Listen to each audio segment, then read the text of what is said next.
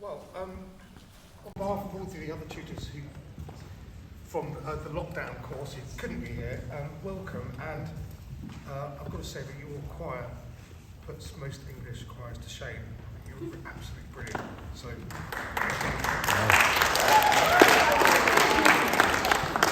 And you seem to be quite a nice bunch of kids as well, but that could be just appearances, I suppose. So this is the first place where I ever sang a folk song, a traditional song, in the house, down in the bar, when I was 16, and I've been going to the folk club in the bar for quite a few months.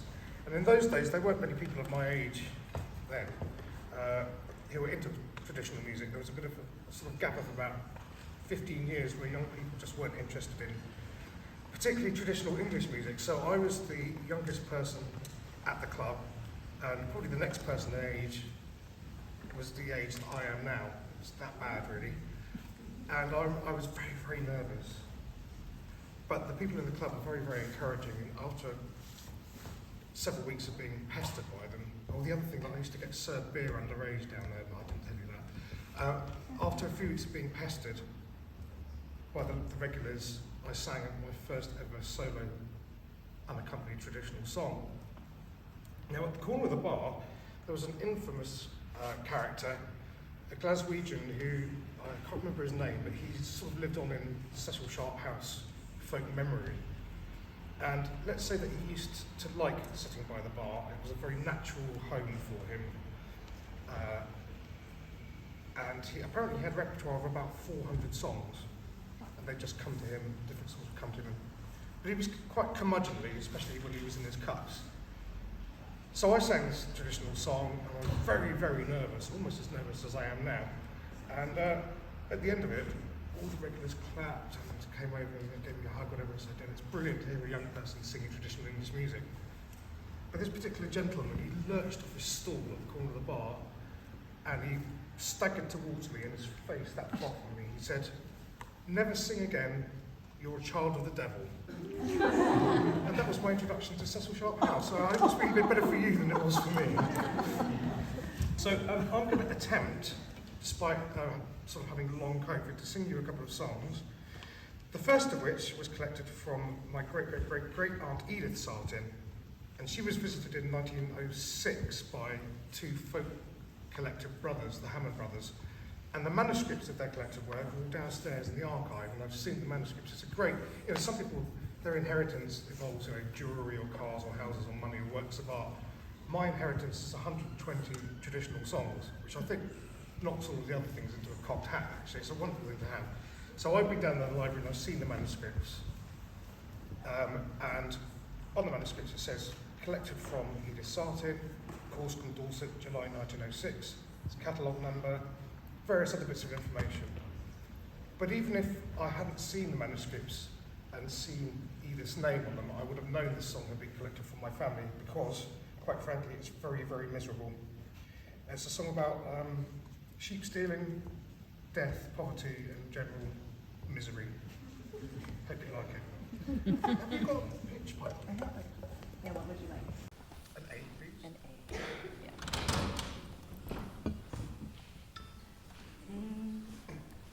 So this is called The Sheepstealer, or I Am a Brisk Lad.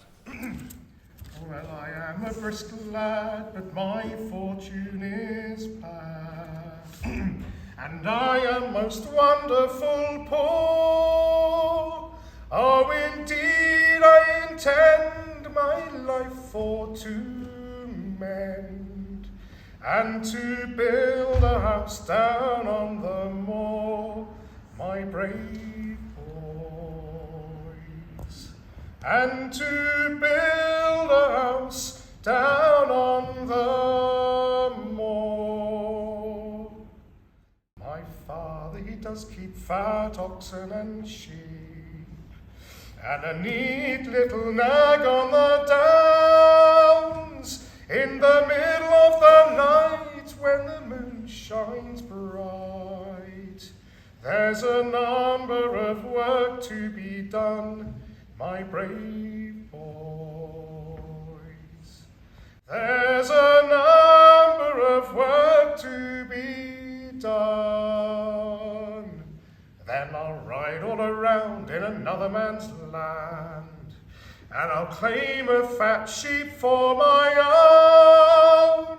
I will end off his life with the aid of my knife, and then I will carry him home, my brave boys, and then I will carry him home.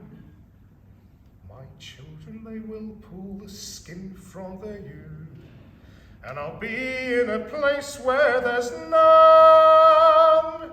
When the constable comes, I'll stand with my gun, and I'll swear all I have is my own, my brave boys. And I'll swear all I have is my own, for I am a brisk lad, but my fortune is bad, and I am most wonderful poor. Oh, indeed, I intend my life for to mend, and to build a house down on the moor, my brave boys, and to build a house down on the moor.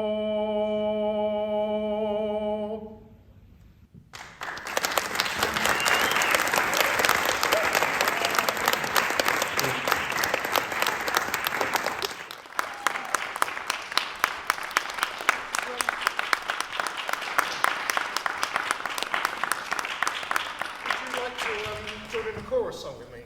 Yeah. Okay, so this is the words of this song were written by a chap called William Billington, who lived in Lancashire in the 19th century, and he wrote most of his poems in Lancashire dialect, which even now is quite strong, but the 19th century dialect in Lancashire was, I had to get someone to translate it into modern English. And it dates from a period of extreme poverty in the northwest of England, at the mills, the cotton mills of Lancashire and Greater Manchester, due to the American Civil War, because the shipments of raw cotton that came from the southern states were being blockaded and weren't making it over to this country, where traditionally the raw wool had been milled and spun. And so, due to this lack of cotton, raw cotton, approximately 4 million people faced starvation, which at that time was 10% of the population. It was a major event, socio-political event in England, but very little known about. And at that time there was an explosion of working class literacy in industrial areas in particular in this country. So lots of working class Lancashire men and women wrote poems and various other bits of prose, and they got published in newspapers and journals at the time, including stuff in the Lancashire dialect. And lots of the poems were about the poverty caused by the cotton famine, as it was known, and the different aspects of poverty, so lack of education, obviously lack of food and necessities, the fact that some people were turning to crime, there were parodies, there were comic songs in it, lots of things. And so far, a friend of mine who's a professor has uncovered, I think, 800 poems from that period, which he's archived. And as a part of that, his project, he engaged me and my band Faustus to set some of these poems to music, because most of them weren't. So this is one that I set to music by William Billington. And it's a song that very much is set in its time. There are a few archaic words. So in verse 4, I think it talks about a dun and a bum, which means debt collector and bailiff. But it's a song that, well, as well as being a snapshot of history, it's, I think, just as relevant now, considering what's going on in the world. The words of the chorus are, I would this war were ended, I would this war were ended.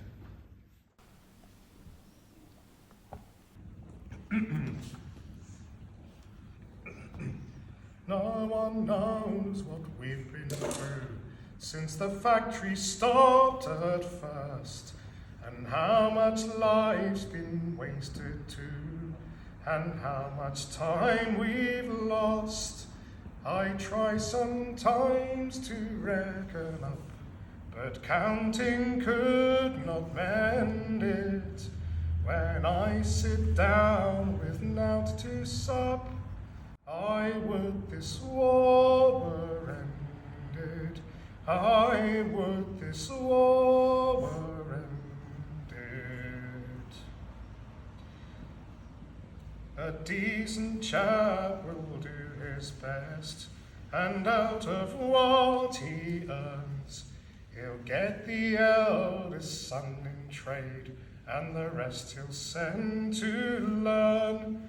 But if he's out of work, why then unscholared, unbefriended, his children grow up into men.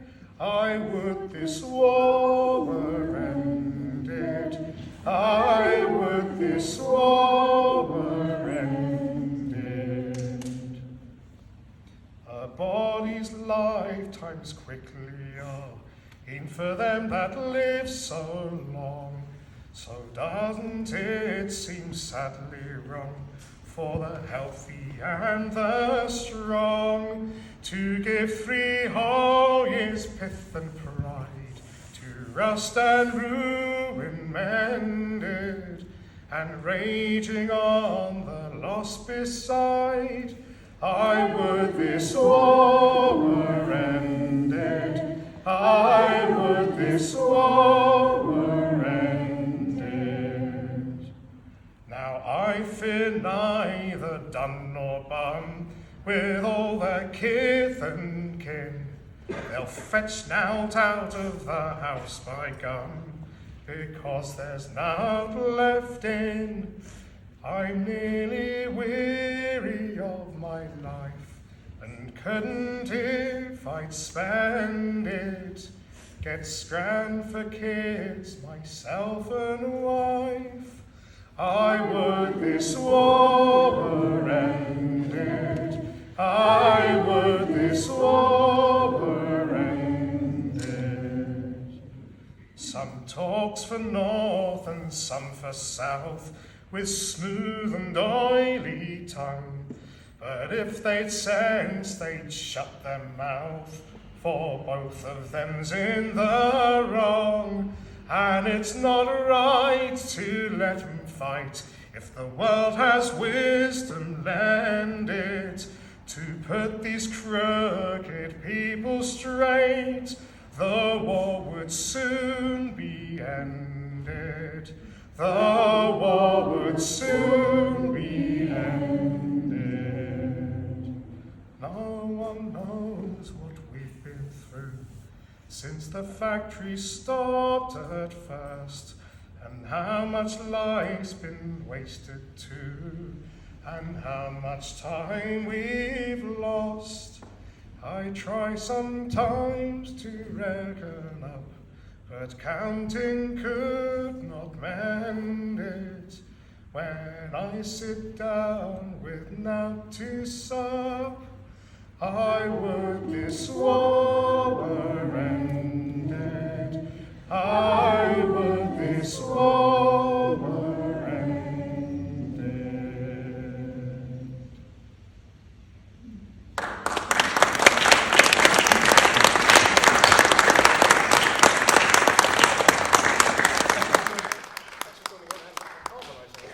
We'll finish up with something a little jollier, except it's not really, but it's got a jolly tune, and it was collected from another one of my ancestors.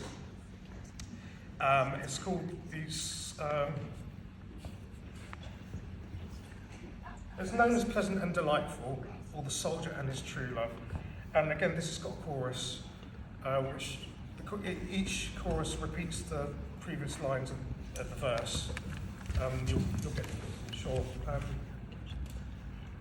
The soldier and his true love went out one midsummer's morn day to view the fields and the meadows so gay, while the blackbird and the thrushes sang on every green spray, and the larks they sang melodious at the dawning of the day.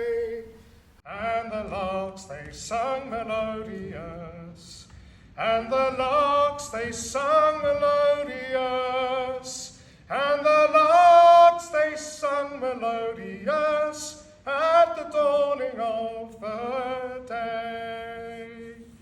Says a soldier to his true love, I can no longer stay. Says a soldier to his true love, I am bound far away.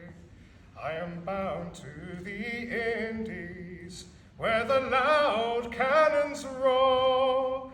I must go and leave you, Nancy, you're the girl that I adore. I must go and leave you, Nancy. I must go and leave you, Nancy. I must go and leave you, Nancy. You're the girl that I adore.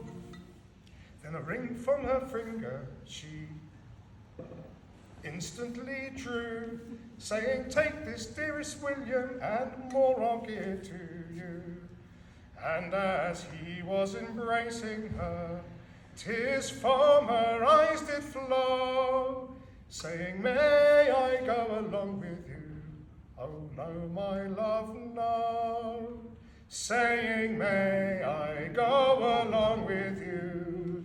Saying, may I go along with you? Saying, may I go along with you? Oh no, my love, no.